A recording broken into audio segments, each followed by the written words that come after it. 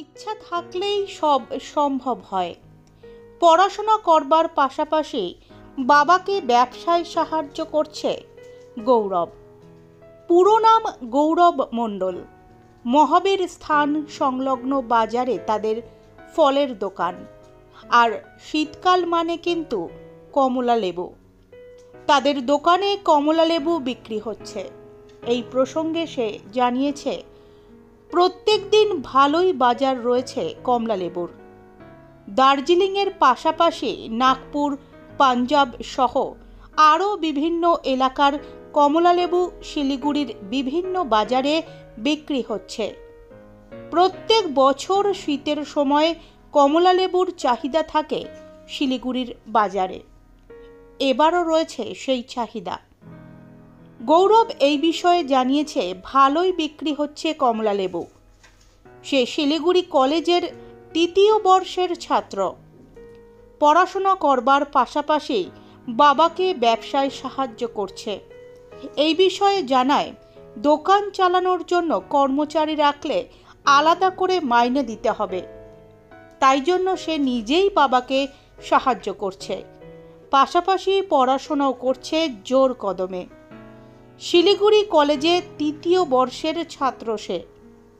তার এই প্রচেষ্টাকে কুর্নিশ জানাচ্ছেন কমলালেবু কিনতে আসা সকলে। শিলিগুড়ি কলেজে ৩য় বর্ষের ছাত্র গর্বিত তার বাবাকে সাহায্য করতে পেরে।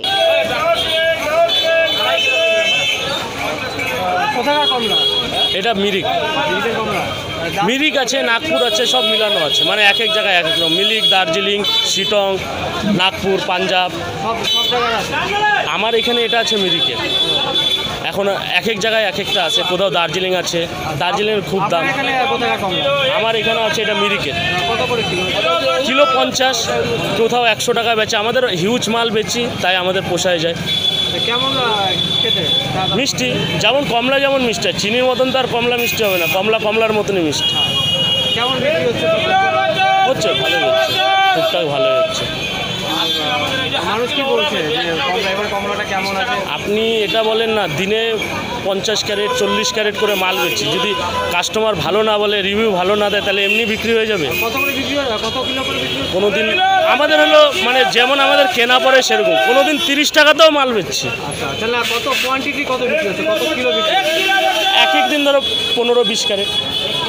মানে আমার আর ওই দুই দোকান মিলে, আমার দুটা দোকান মিলে প্রায় 40-50 ক্যারেট। আমার নাম গৌরব মণ্ডল। আমি একজন ছাত্র শিলিগুড়ি কলেজে, এবার ফাইনাল ইয়ার।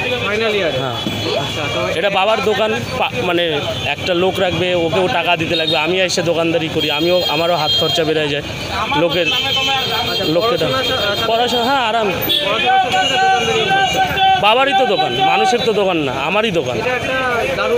হ্যাঁ, আমারও হাত খরচ বেড়ে যায়। বাবাকে অল্প রেস্ট দেওয়া হয়। আমিও করি, ভাইও করে, আমরা দুই ভাই মিলে ব্যবসাটা এখন করছি।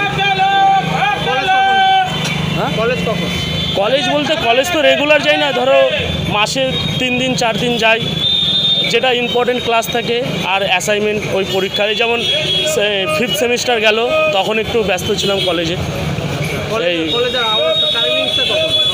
আমার কলেজের টাইমিং বলতে সেরকম না, মানে এখন আমাদের একটা ক্লাস ধরো 1টায় থাকে, একটা ক্লাস 10টায় থাকে। এখন ক্লাস যখন হয়, ড্রেস পরে বাড়ির থেকে চলে যাই, স্নান টান করে ড্রেস পরে যে ক্লাসটা ইম্পর্টেন্ট থাকে ওটা করি। আমি শিলিগুড়ি কলেজের ছাত্র, গৌরব মণ্ডল।